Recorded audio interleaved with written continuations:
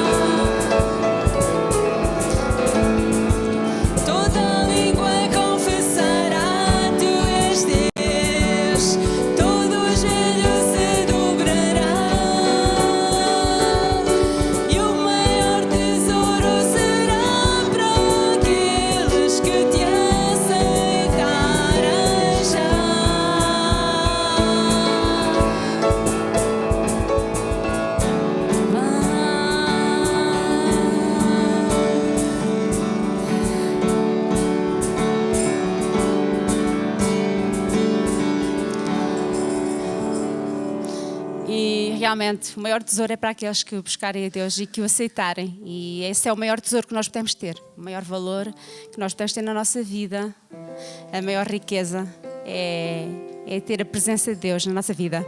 É fazer dele o centro do nosso viver, em todas as circunstâncias. Jesus, tu és o centro.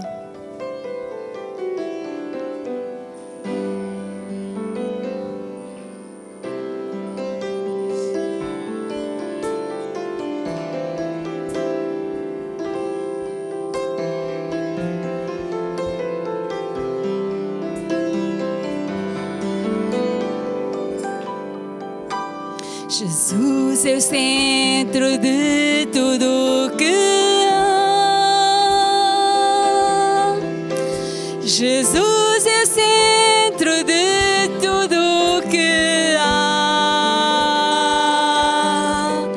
O início e o fim, desde a eternidade, tudo é sobre Jesus.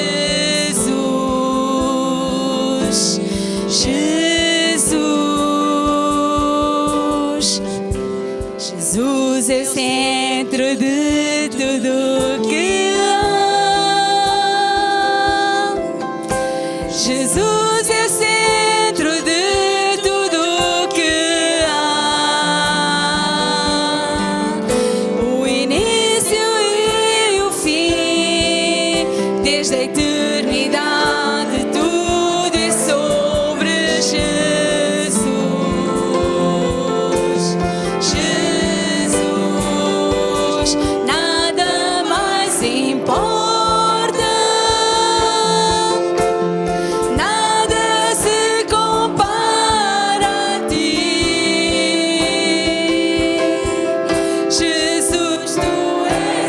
Sim.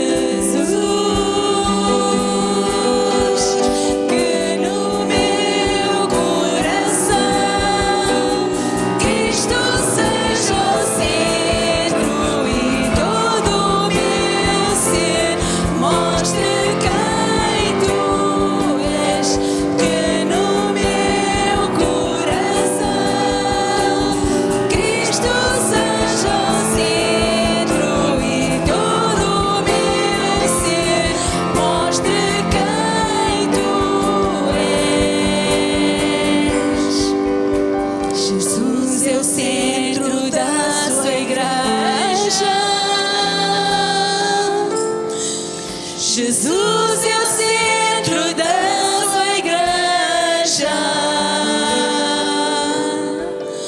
Um dia Ele virá, como igreja eu vou me encontrar com Jesus.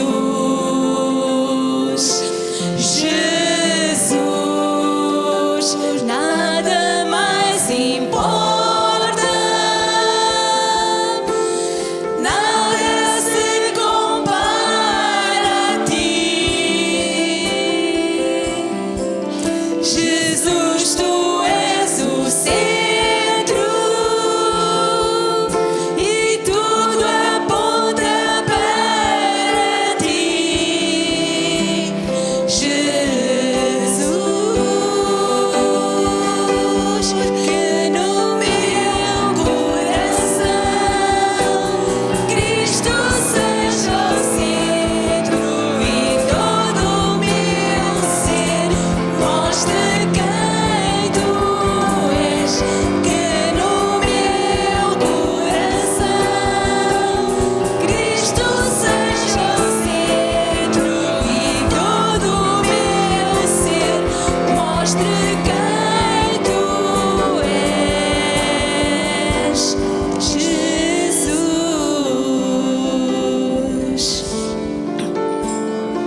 Amém.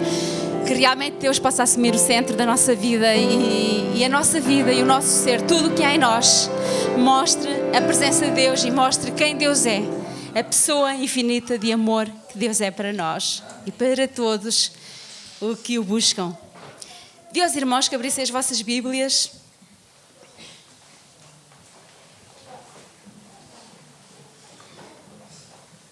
Em 1 Tessalonicenses, no capítulo 5, versículos 16 a 18.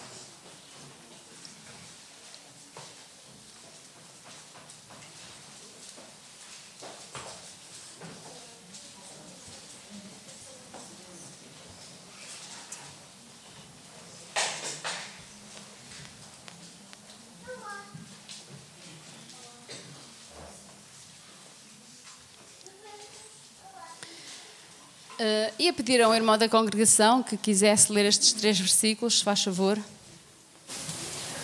Regozijai-vos sempre, orai sem cessar, em tudo dai graças, porque esta é a vontade de Deus em Cristo Jesus para convosco. Amém. E agora pedia também que abrissem em Efésios, no capítulo 6, versículo 18.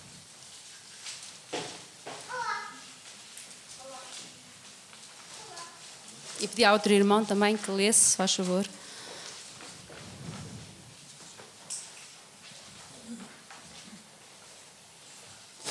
Orando em todo o tempo, com toda a oração e súplica no Espírito, e vigiando nisto com toda a perseverança e súplicas de todos os santos.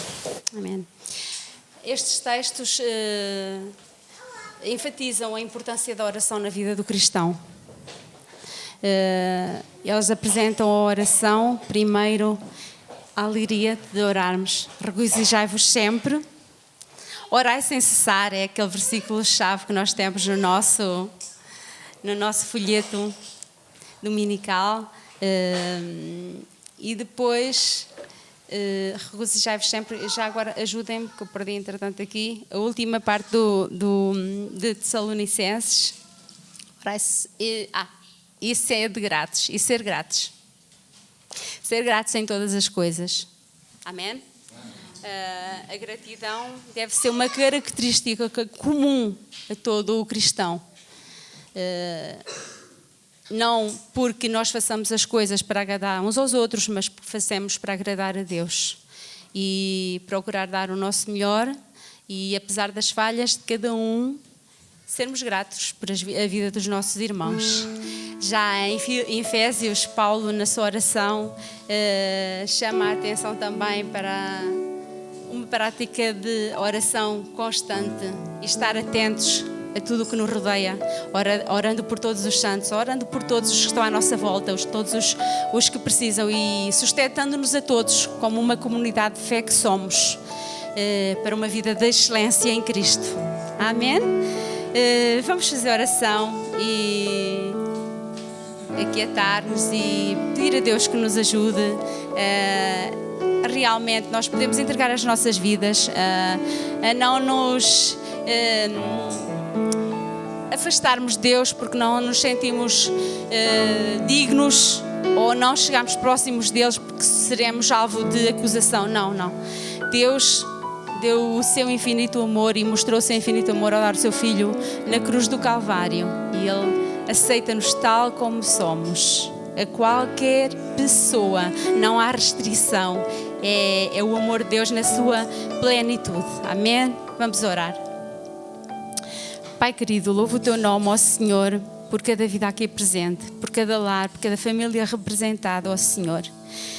Dirijo a minha voz a Ti, ó Senhor, também em súplica, ó Deus, por aqueles que se encontram de férias, ó Deus, para que os guardes, ó Senhor, se se encontram em viagem, ó Senhor, no seu lugar de descanso merecido, ó Pai, para que Tu sejas com eles. E para que sejas com cada um de nós, ó Senhor, na nossa vida, que Te faças presente em nós, ó Senhor. Que, Senhor, Tu, ao seres o centro da nossa vida, ó Senhor, que a nossa vida possa refletir, ó Senhor, o Teu amor, tudo o que há de bom em Ti, ó Pai. Te agradeço, ó Senhor, pela vida de cada irmão, ó Senhor.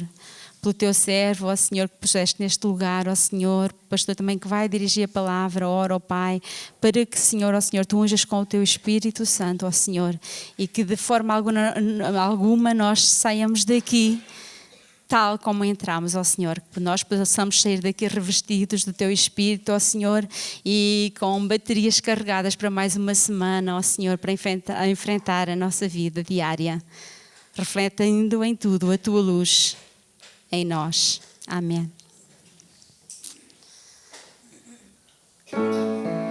Na oração encontro calma.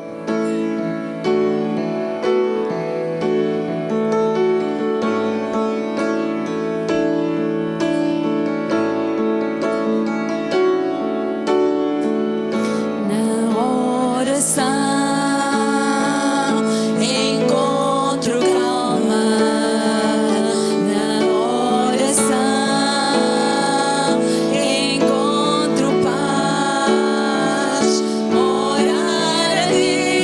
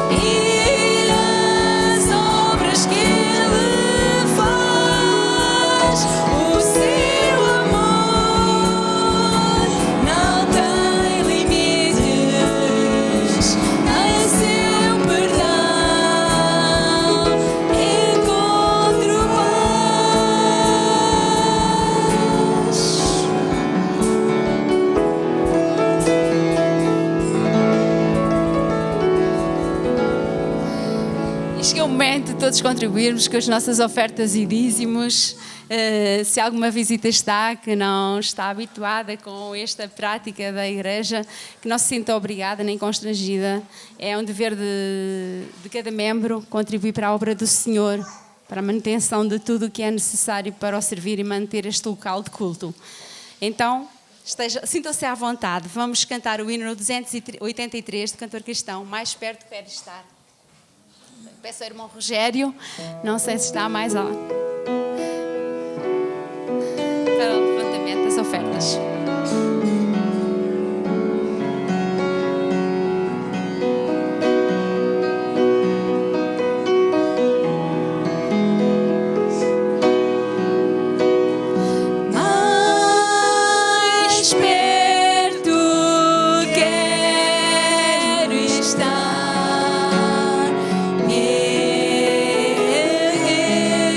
Deus de ti.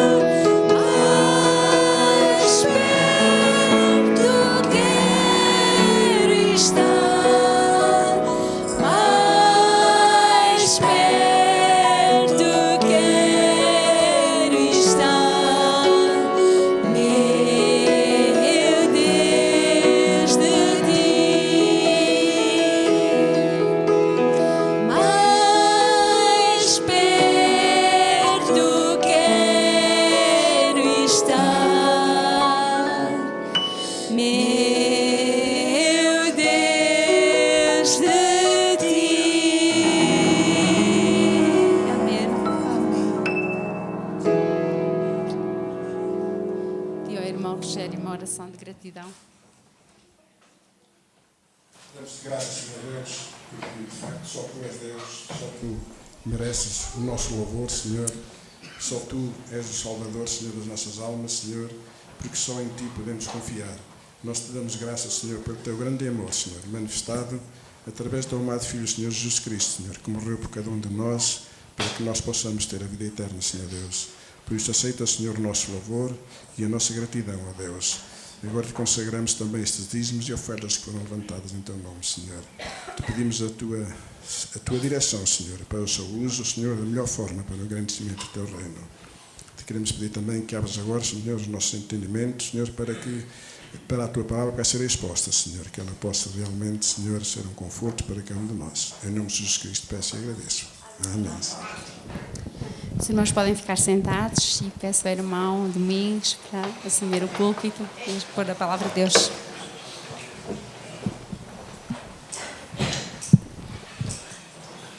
Mais uma vez, um bom dia. Para aquelas pessoas que ainda não tive a oportunidade de dizer bom dia. Antes da mensagem, só relembrar que o pastor Joaquim e a família estão de férias. Ele volta a assumir aqui o púlpito a partir do próximo domingo. E eu agradeço as oportunidades dos 3 últimos domingos, ou seja, os 2 últimos e esse, durante as férias, estar aqui com vocês para comunicar a palavra de Deus, né? E nós estamos num texto de Colossenses. O nosso texto é Colossenses. Não sei se aqui já está bem ligado, tá? É em Colossenses, capítulo 1. Ali você tem versículo 9 ao versículo 14. E você vai perceber, está assim: vivendo com excelência em Cristo. É a nossa mensagem. Embaixo está, terceira parte e conclusão. Isso significa que no dia 11 nós pregamos aqui a primeira parte. No dia 18, que foi domingo passado, a segunda parte. E hoje, então, terceira parte e a conclusão desse mesmo tema, desse mesmo assunto, vivendo com excelência em Cristo. Então, o texto que eu vou ler agora, ele vai exatamente encerrar essa terceira parte e a conclusão da nossa mensagem, que está em Colossenses capítulo 1. Eu vou ler Colossenses capítulo 1, onde ele vai dizer no versículo 11 e 12: sendo fortalecidos com todo o poder, segundo a força da sua glória, em toda perseverança e longanimidade, com alegria. Eu estou lendo na Almeida, Revista e Corrigida. Então ele fala, versículo 12, né? Sendo fortalecidos com todo o poder, segundo a força da sua glória, em toda perseverança e longanimidade, com alegria, dando graças ao Pai, que vos fez idôneos à parte que vos cabe da herança dos santos na luz. Então, no domingo passado, nós vimos, por exemplo, que nós temos que viver do modo digno do Senhor, para o seu inteiro agrado. E eu falei, eu quero destacar então 4 coisas aqui, 4 características desse viver do modo digno do Senhor. Falei a primeira domingo passado, exatamente, frutificando em toda boa obra, e crescendo a segunda no pleno conhecimento de Deus. Isso está inclusive gravado no próprio canal da igreja, no YouTube. Você tem essa mensagem. A primeira não foi gravada, mas você tem um pequeno recorte que eu coloquei no meu canal do Instagram e também do YouTube, um pequeno recorte da primeira mensagem. Então essa segunda mensagem, ou seja, frutificando em toda boa obra e crescendo no pleno conhecimento de Deus, você tem disponível no canal do YouTube da igreja, no culto do passado. Então não vou gastar tempo aqui recordando, ok? O versículo 12 e o versículo 11 e 12 é o nosso foco de hoje, onde eu vou falar sobre a terceira e quarta característica desse viver de modo agradável ao Senhor. A terceira, sendo fortalecidos com todo o poder, e a quarta, com alegria, final do versículo 11, entrando no versículo 12, dando graças ao Pai que vos fez idôneos à parte que vos cabe da herança dos santos na luz. nós queremos, ó Deus, te agradecer, porque mais uma vez temos a oportunidade e a responsabilidade de abrirmos a Tua Palavra, de lermos a Tua Palavra e também, ó Pai, de ouvirmos e falarmos a respeito da Tua Palavra. Que os nossos corações, de fato, a nossa mente, a nossa vontade, todo o nosso ser esteja aberta para ouvir o que o Senhor tem para nos dizer, sabendo que isso tem implicações práticas na nossa vida, em nome de Jesus Cristo. Amém. Então deixa eu mudar aqui. Olha lá o versículo 9 de Colossenses 1. Está escrito assim, nós começamos falando no versículo 9, por esta razão, também nós desde o dia em que o ouvimos, e aí está falando a respeito de Epáfras, então comecei a falar sobre oração na primeira mensagem.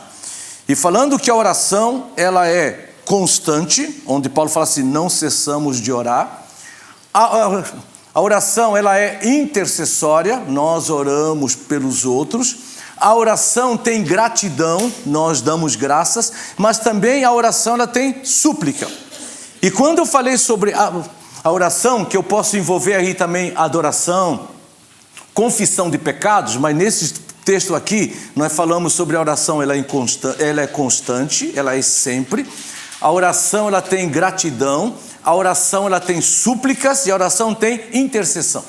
E na primeira mensagem, eu disse que muitas das vezes nossas orações, a nossa vida de oração é muito pobre.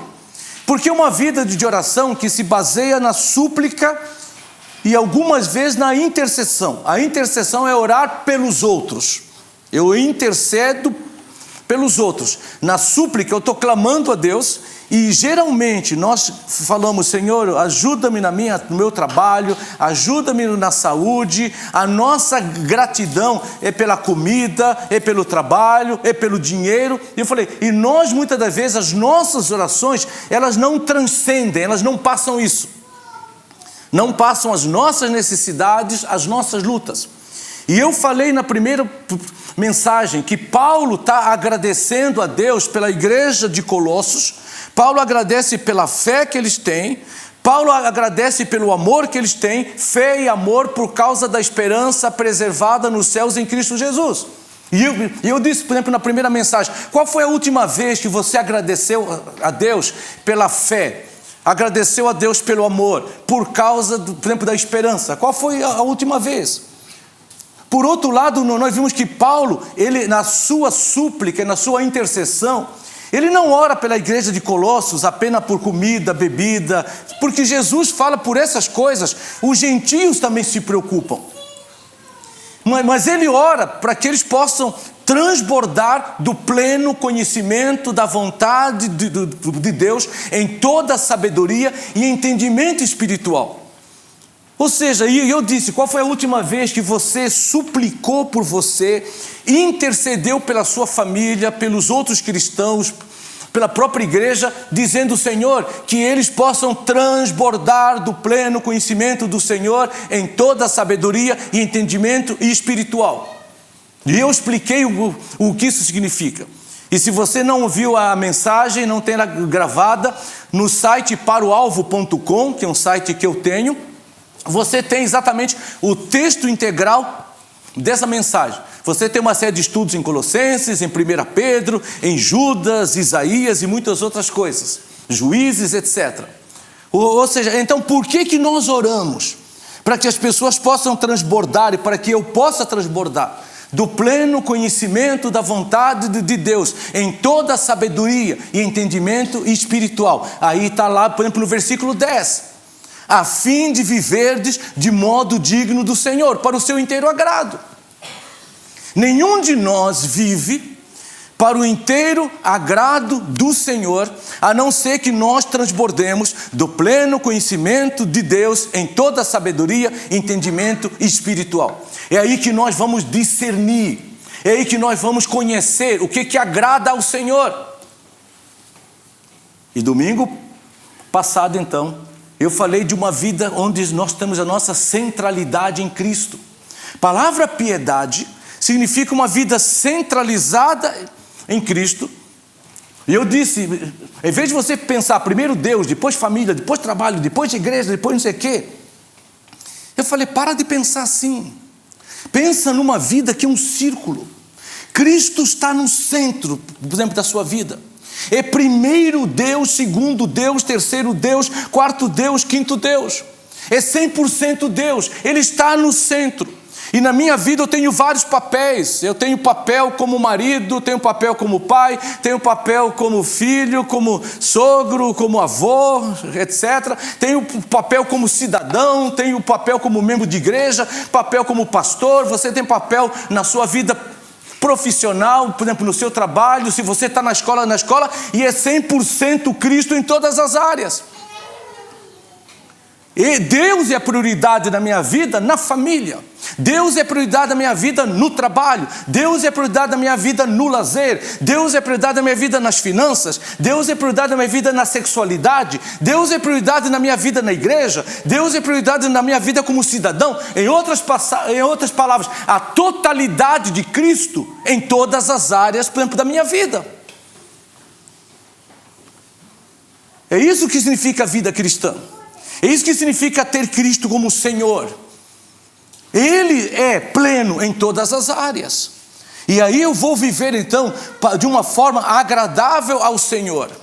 E eu citei Paulo em Gálatas 1:10, quando Paulo fala que quando nós procuramos agradar os homens, nós somos servos dos homens e não servos, por exemplo, de Cristo. Agora eu tenho um hábito, eu espero que você tenha esse hábito. Quando eu chego em casa, eu releio a mensagem. Eu vou no site, tenho lá a mensagem, eu releio a mensagem.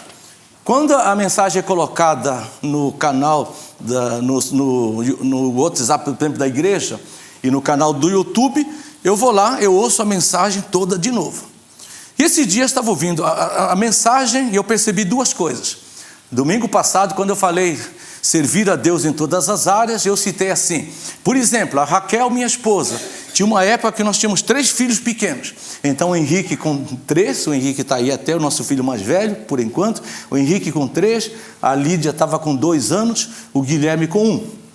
E aí, por exemplo, eu disse, é lógico que a Raquel com um filho com 3, 2, 1, ela não pode servir a Deus da mesma forma que alguém reformado. Mas se você entender o contexto, quando eu falei não pode servir a Deus, ela não tem tempo de servir a igreja com a mesma disponibilidade que, por exemplo, uma mulher que os filhos estão crescidos. Tá?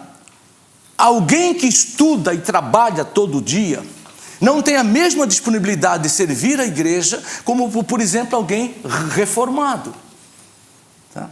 Alguém que está doente e tem as suas limitações pela doença, não vai ter a mesma saúde para servir a igreja com aquilo, por exemplo, que ela pode, mas ela vai servir a igreja, assim como aquela mãe, na medida da sua possibilidade, ela dá a plenitude do seu viver para a igreja, porque ela está servindo a Deus, mas ela não serve apenas a Deus quando está, por exemplo, na igreja. Porque quando a mãe está servindo os filhos, ela também está servindo a Deus. Quando você está, por exemplo, no seu trabalho, ela também está servindo a Deus. Porque existem pessoas que falam assim, eu preciso servir a Deus. Aí você fala, tá, você vai servir a Deus aonde? Tem que ter um trabalho na igreja, porque se eu não tiver um trabalho na igreja, num departamento, eu não estou servindo a Deus. Quem falou para você que você só serve a Deus num departamento da igreja? É lógico que nós devemos servir a Deus no contexto da igreja também. Mas quando você está na família, você também serve a Deus. No seu trabalho também você serve de Cristo. Quem está praticando esportes também ali está servindo a Deus. Então, o cristão, ele serve a Deus em todas as áreas, em todos os momentos da sua vida. É isso que eu falei domingo passado. E aí eu continuei, por exemplo, dizendo que nós temos que viver então para agradar a Deus. Aí eu estava ouvindo a mensagem minha, eu falei, talvez alguém vai entender que agradar a Deus significa que eu não tenho que agradar as pessoas então. Não. Você não deve ser um bajulador das pessoas. E aquilo que eu falei no domingo passado, você não deve agradar a Deus, as pessoas desagradando a Deus. Quando eu citei, quem ama mais pai, mãe, filho, etc., do que a mim, disse Jesus, não pode ser meu discípulo. Então não é que nós não devemos agradar as pessoas, é que quando nós vivemos para agradar a Deus, nós agradamos as pessoas. Porque nós vamos ser bons maridos, nós vamos ser boas esposas, nós vamos ser bons pais, vamos ser bons filhos, bons cidadãos, etc., bons membros de igreja. E com certeza vamos desagradar quem não leva Deus a sério. Mas quando você procura, em primeiro lugar, agradar as pessoas, você vai desagradar a Deus. Porque sempre que você coloca agradar alguém acima de Deus, já eu citei o exemplo. Quando você, por exemplo, para proteger um filho, você mente. Ou o marido que quer agradar a esposa que quer agradar o marido e mente. Nessa situação, você está agradando o marido, a esposa, agradando os filhos, mas você não está agradando a Deus. Mas quando você agrada a Deus e fala que agradar a Deus, você tem que falar a verdade. E você fala a verdade. Se aquele filho, aquele marido, aquela esposa levam Deus a sério, você vai os agradar, porque você fala a verdade. Em outras palavras, nós agradamos sim. 1 Coríntios 7 fala que o marido deve agradar a esposa ao marido. Mas esse agradar não significa desagradar a Deus. Porque primeiramente eu tenho a responsabilidade de agradar a Deus. E eu vou agradar as pessoas vivendo uma vida séria com Deus, quando essas pessoas amam a Deus. E nós falamos que nesse viver então, nós temos que frutificar, aí é produzir frutos semelhantes a Cristo, um caráter semelhante a Cristo, e nós temos que crescer no conhecimento de Deus. E hoje então, eu quero concluir, versículo 11. Sendo fortalecidos com todo o poder, segundo a força da sua glória, em toda a perseverança e longanimidade. Isso mais ou menos é aquela ideia que você pensa. Vida cristã é fácil? Não. Ninguém falou, eu estou falando ninguém, dos apóstolos e de Cristo, não estou falando dos falsos mestres, dos falsos profetas, não estou falando dos coaches cristãos, porque os coaches cristãos, os falsos mestres, os falsos profetas iludem você. Te iludem, me iludem, porque eles dizem, não, você tem poder, você tem recursos, você pode viver a vida de Deus naquilo que você quer, naquilo que você tem força. Você não pode, você não tem poder, você não tem recursos. Nenhum ser humano em si mesmo, nem o cristão, nenhum ser humano em si mesmo, ele tem recursos para viver a vida de Deus. A vida de Deus nós só podemos viver no recurso do próprio Deus. Não é o poder nosso, é o poder de Deus. Não é a força nossa, é a força de Deus. Não é a nossa suficiência, é a suficiência de Cristo. Não é a nossa capacitação, é o Espírito Santo nos capacitando. Então não se iluda achando de dizer, eu posso. Não, você não pode. Deus te capacita. Eu não posso, Ele me capacita. Então é impossível na força humana viver a vida que Deus nos propõe. Por isso nós precisamos de Cristo. Por isso nós precisamos do Espírito Santo. É isso que ele fala, sendo fortalecidos com todo o poder. É o poder que vem de Deus. Em 2 Coríntios capítulo 4, o apóstolo Paulo vai dizer que nós temos, versículo 6 em diante, que nós temos um tesouro. Esse tesouro é o conhecimento de Deus, através da pessoa de Jesus Cristo, que é Deus Filho. E esse conhecimento vem até pelo trabalho do Espírito Santo, nos convencendo do pecado, da justiça, do juízo, e o Espírito Santo que nos revela quem é Jesus, e o Espírito Santo que nos leva ao arrependimento dos pecados e à fé em Jesus Cristo. Então, conhecer a Deus é o maior tesouro que o ser humano possa ter. Tanto é que Paulo fala em Filipenses que ele considerou tudo como esterco. A sua religião, a sua tradição, o seu nome, a sua experiência, o seu trabalho. Paulo fala assim, considerei tudo como esterco, como nada, diante da glória de conhecer a Cristo. Este é o maior tesouro que o ser humano pode ter. Por isso que eu falei, inclusive, na primeira mensagem, A maior herança que você pode deixar para um filho, para uma filha, não são os estudos, não é a conta bancária, não é quantos imóveis você deixa. Tudo isso sem Cristo é miséria, é desgraça. A maior herança que você pode deixar para um filho, para uma filha, para a geração seguinte, é que eles possam de fato conhecer a Deus Pai através de Jesus Cristo, Deus Filho, no poder do Espírito Santo, Deus Espírito. Só que Paulo diz, esse tesouro, esse conhecimento que nós temos, ele está em vasos de barro. 2 Coríntios 4:7. É vasos de barro. O vaso de barro é frágil. O vaso de barro, ele se esfarela. O vaso de barro, ele mofa. Ele apodrece. O que Paulo está nos dizendo? O que diz a palavra, por exemplo, de Deus? É que nós, como seres humanos, nós somos frágeis. Quem envelheceu aqui sabe muito bem que envelhecer dói. Quem é jovem tem a ilusão da vida, que você vai ter uma força, que você vai ter uma vitalidade para o resto da vida. Não vai ter. À medida que nós vamos envelhecendo, 2 Coríntios, ou melhor, Eclesiastes fala isso, 12 e 11, 12, à medida que nós vamos envelhecendo, nós vamos tendo problemas de audição, problemas de visão, problemas nas nossas pernas, nas nossas mãos, etc, etc, e vão acumulando com o tempo. A nossa mente vai ficando cada vez mais esquecida, mais fraca, porque as nossas conexões neurais, elas vão se quebrando, vão se perdendo. Se na criança está sendo construída, no adulto está sendo destruído ano após ano. E quando vem o Alzheimer, ainda acelera mais o processo.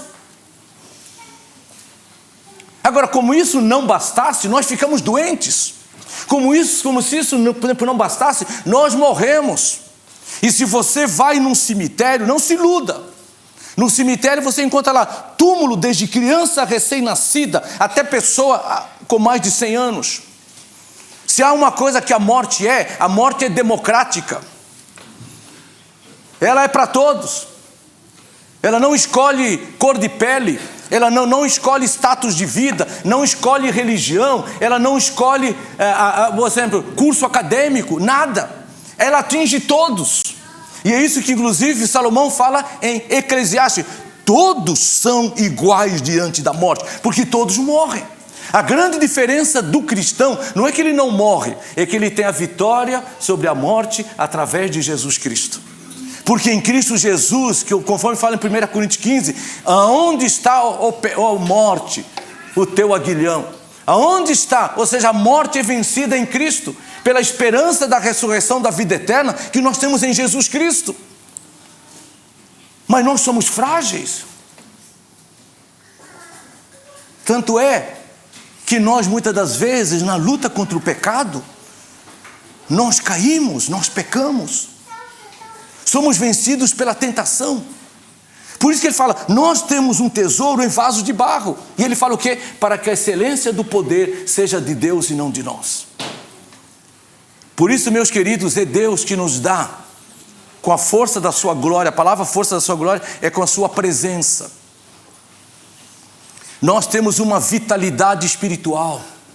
É aquilo que em João 15 fala, é como o ramo inserido na videira. É da videira que ele tira a vitalidade. É da videira, é daquilo que ele tira a sua força. É dali que ele produz fruto, porque ele está enxertado, por exemplo, na videira.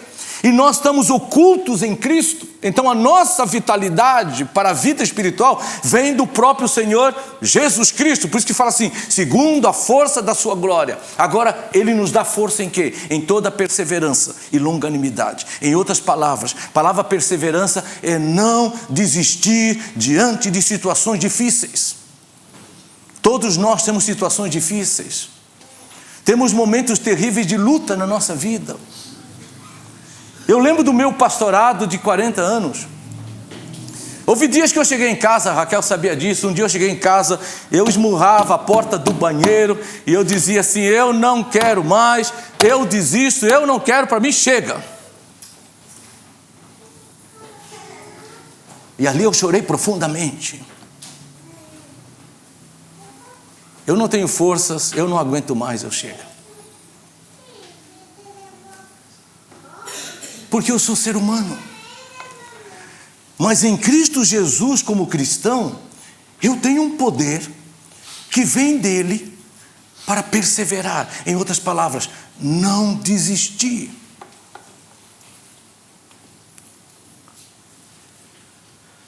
É uma palavra que muitas vezes o pessoal cita no inglês, don't give up. Não desista, não desista. Mas não é só a perseverança que ele dá, é a longanimidade. Se a perseverança é não desistir, a longanimidade é aguentar por longo tempo. Eu não desisto, mas eu sou longo ânimo. Eu não vou murmurar, eu não vou reclamar, eu não vou entrar em uma luta no sentido de questionar Deus, etc. Eu sou longânimo.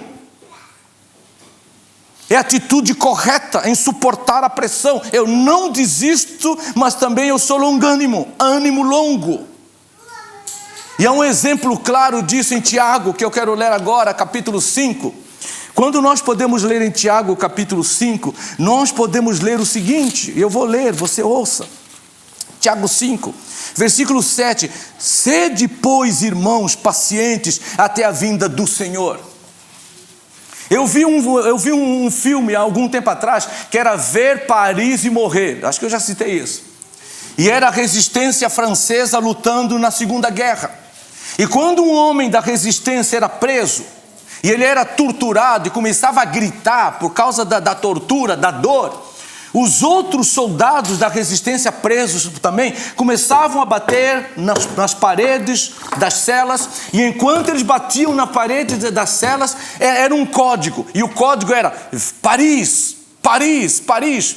Por isso que é o título do filme, Ver Paris e Morrer. Era mais ou menos trazer na mente daquele torturado, nós estamos lutando pela libertação de Paris. Em outras palavras, é a França, é Paris, Paris. E aquela mensagem, Paris, Paris, Paris, encorajava aquela pessoa. Que é mais ou menos o cristão no meio da luta, e alguém está batendo lá e está dizendo, olha a glória celestial, olha a segunda vinda de Cristo, Ele vai voltar, Ele vem, e a nossa esperança, a nossa certeza, e aquilo vai encorajando o coração. E quando está diante da morte, você fala, é a vida eterna. É aquilo que Max Lucado dizia, que quando você passa no vale da sombra da morte,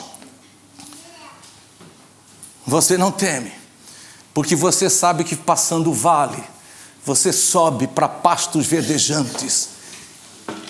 E aquilo que o Max Lucado falou, um dia eu tinha um colega meu morrendo, eu apertei a mão dele, e eu comecei a ler o Salmo 23, e quando eu cheguei nessa mensagem, ainda que eu passe pelo vale da sombra da morte, não temerei mal algum. Ele falou que aquele homem apertou a minha mão forte, porque ele sabia que o vale da sombra da morte não é o fim. Existem altos de esperança, de glória em Jesus Cristo. Por isso que ele fala, sede paciente e perseverança. Ele fala, eis que o lavrador aguarda com paciência o precioso fruto da terra, até receber as primeiras e as últimas chuvas. Tiago 5,8, sede vós também pacientes e fortalecei o vosso coração. Em outras palavras, não desanima. Charles Swindoll fala que uma das piores armas que Satanás usa para derrotar o cristão é o desânimo. É a falta de ânimo. Por isso que perseverança e longo ânimo não desanima. E ele continua até receber, ou seja, pois a vinda do Senhor está próxima. Versículo 9, irmãos, tomai por modelo no sofrimento e na paciência os profetas, os quais falaram em nome do Senhor. Eis que temos por felizes os que perseveraram firmes. Tendes ouvido da paciência de Jó, e vistes que o Senhor lhe deu, porque o Senhor é cheio de eterna misericórdia, Deus é compassivo. Então, um terceiro aspecto de uma vida que agrada a Deus é saber que nós vivemos fortalecidos em Deus, com toda perseverança e longanimidade. Quarto e último aspecto, está lá no versículo 12, dando graças ao Pai. O versículo 11 termina com alegria. Não confunda a alegria com riso. Há pessoas que riem muito, mas o livro de Eclesiastes, Salomão fala que o riso sem Deus é loucura. É o riso do doido, é o riso do tolo. Se a alegria fosse simplesmente rir ou fazer os outros rir, tem gente que faz os outros rir, fala, nossa, como fulano é alegre. Não, ele faz os outros rir. Nem todo palhaço é alegre. Nem todo humorista é alegre. Muito pelo contrário, existem palhaços que têm problemas profundos de tristeza. Eu já ouvi testemunho de palhaços e humoristas falando sobre a profunda tristeza que vivem na vida deles. Eles fazem os outros rirem, até há pessoas que riem por fora, mas por dentro não tem alegria, elas não riem. A alegria aqui é o fruto do Espírito. De Gálatas, é o fruto do Espírito. A alegria aqui não é um momento de riso, mas é a satisfação na vida. É o contentamento que você tem de Deus, onde você é satisfeito em Cristo. Em Deus. Se você vivesse com João Batista, provavelmente João Batista para você não seria um homem alegre. Nós temos em João Batista um homem sisudo. Nós temos em João Batista um homem que se retira da convivência com os outros, etc. Um homem ascético, rigoroso nos seus costumes e hábitos. Mas não se esqueça que João Batista foi cheio do Espírito Santo desde o ventre materno. E Jesus fala que entre os filhos de mulher não houve nenhum profeta maior que João Batista. João Batista era alegre e contente no Espírito Santo, com certeza. Nós perseveramos com longanimidade, com a satisfação da vida dada por Deus. Mas ao mesmo tempo nós damos graças a Deus. E uma coisa que ele foca aqui, que eu quero terminar, é dar graças, sabe por quê? Porque Ele, em Cristo Jesus, te tornou capaz. Em Cristo Jesus, Ele te tornou habilitado para que você fizesse parte da família de Deus chamada igreja. É isso que Ele fala. Ao Pai que vos fez idôneos, que vos fez capazes, que vos qualificou, que vos tornou aptos, que nos tornou aptos por causa de Cristo, para fazermos parte dos santos na luz, que é parte da igreja, a comunidade de Cristo. E você fala, pastor Domingos, eu vou dar graças a Deus porque eu faço parte da igreja. Igreja é só problema. Eu sei que igreja tem muitos problemas.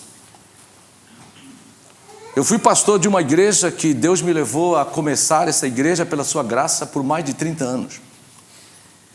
Eu passei por 2 divisões nessa igreja. E as 2 divisões que eu passei nesta igreja foram lideradas por pessoas que eram próximas a mim. Na primeira divisão eram pessoas que eram íntimas da minha casa, que nós tirávamos férias juntos. Na segunda divisão foi um pastor que eu levei para fazer parte da equipe pastoral, quer dizer, que nós escolhemos para fazer parte da equipe pastoral conosco. E que quando eu me ausentei por longo tempo da igreja, por um sabático nos Estados Unidos, em 2018, quando eu voltei, esse homem tinha minado a igreja. E depois da minha volta, um tempo depois, ele sai com grande parte da liderança da igreja para implantar uma outra igreja em Ribeirão Preto. Naquela ocasião, 3 vezes, mais ou menos, eu lembro que eu fui parar no hospital mal. Um dia eu estava deitado na cama, eu dizia para minha esposa, eu não conseguia me mexer, não conseguia respirar. Eu dizia assim, eu vou morrer. Eu vou. Aí os médicos vão fazer exames.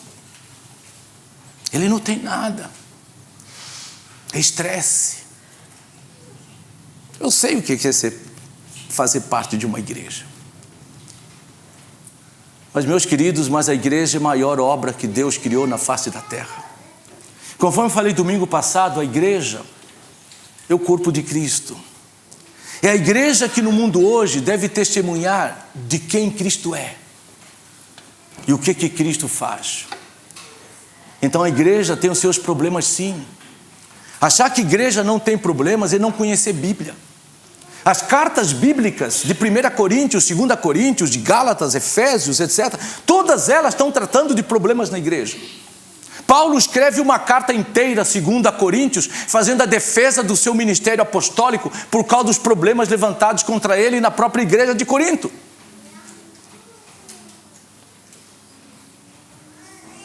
Mas quem ama a Cristo, ama a igreja. Olha lá o que fala Efésios capítulo 5, quando fala sobre a questão do marido e a esposa. Efésios capítulo 5, você vai ver que fala assim: assim também os maridos devem amar a mulher como o seu próprio corpo. Quem ama a esposa a si mesmo ama, porque ninguém jamais odiou a sua própria carne, antes alimenta e dela cuida, como também Cristo o faz com a igreja, porque somos membros do seu corpo. Ou seja, Cristo amou a igreja, Ele ama a igreja. Então quem ama Cristo, ama a igreja. E é isso que ele vai dizer. E aqui eu quero terminar lendo alguns textos, porque ele fala assim: porque, versículo 13, Ele nos libertou do império das trevas. Cristo nos libertou do império das trevas, é de Satanás, da morte, do pecado. Ele nos transportou para o reino do Filho do seu amor, no qual nós temos a redenção. Redenção é Cristo pagou o preço para nos libertar da morte, do pecado, da escravidão, do diabo. Temos a remissão dos pecados, é o perdão dos nossos pecados. Versículo 15, ou seja, Cristo é a imagem do Deus invisível. Versículo 16, pois nele, em Cristo, foram criadas todas as coisas. Final do versículo, por exemplo, 16, tudo foi criado por meio dele e para ele. Versículo 17, ele é antes de todas as coisas, nele tudo subsiste. Versículo 18, ele é a cabeça do corpo da igreja, ele é o princípio. Versículo 19, porque nele reside toda a plenitude.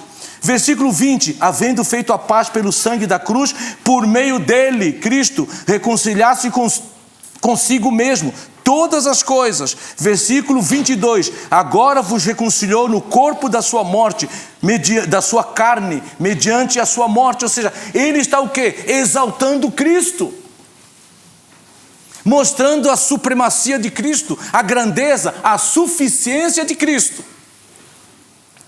E é esse mesmo Cristo que é o cabeça da igreja.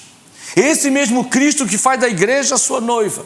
Esse mesmo Cristo que faz da igreja o seu corpo. Então, por mais problemas que nós possamos ter, e se às vezes os outros causam problemas, às vezes nós causamos problemas também. Mas nós temos que ser gratos a Deus, porque em Cristo Jesus fazemos do maior projeto, parte do maior projeto de Deus na face da terra. E projeto esse que vai continuar na eternidade, quando a igreja for arrebatada e nós estivermos juntamente com Cristo e fizermos parte da comunidade celestial, juntamente com todos aqueles que desde Adão e Eva conheceram a Cristo como Senhor e Salvador. Que nós possamos ter essa gratidão. Por isso que eu quero só recordar essa frase aqui: o verdadeiro discípulo de Cristo, com pleno conhecimento da verdade, da vontade de Deus, em toda a sabedoria e entendimento espiritual, ele persegue o viver com excelência em Cristo. Que esse seja a cada dia a sua vida. Perseguir o viver com excelência em Cristo. Mas agora, se você ainda não se arrependeu dos seus pecados, se você ainda não conhece Jesus como Senhor e Salvador, você não é discípulo de Cristo. Discípulo de Cristo é aquele que verdadeiramente, conforme Jesus fala sobre as minhas ovelhas, ouve a minha voz, conhece a minha voz e me seguem. E se você ainda não é discípulo de Cristo, é porque você ainda não é cristão também. Porque para ser discípulo de Cristo e cristão e filho de Deus, você precisa reconhecer que somente Ele liberta, somente Ele nos transporta das trevas para a luz. Somente em Cristo existe redenção, porque Ele pagou o preço para nos comprar. Somente em Cristo existe o perdão dos pecados. E em Cristo Jesus fazemos parte de uma família chamada igreja. E que com você, com alegria, possa dar graças a Deus por essa herança que você tem, de fazer parte da família de Deus, mas ao mesmo tempo de um Deus que te dá todo o poder, todo o recurso, para que você, com perseverança e longanimidade, enfrente as pessoas mais difíceis e os momentos mais difíceis da sua vida, sem desistir do viver agradável a Deus. Vamos baixar as nossas cabeças e orar. Nós queremos, ó Deus, te agradecer, porque em Ti nós somos fortalecidos com a força do Teu poder. Poder esse que se manifestou na vitória contra Satanás, na vitória contra a morte, na ressurreição de Jesus Cristo dentre os mortos, poder que se manifesta a cada dia, não só na nossa conversão daqueles que verdadeiramente são cristãos, mas na capacitação de vivermos a vida que procede do Senhor. E queremos também, ó Pai, em nome de Jesus, te agradecermos, porque nós fazemos parte do maior projeto do Senhor na face da terra, chamada Igreja, Corpo Vivo de Jesus Cristo.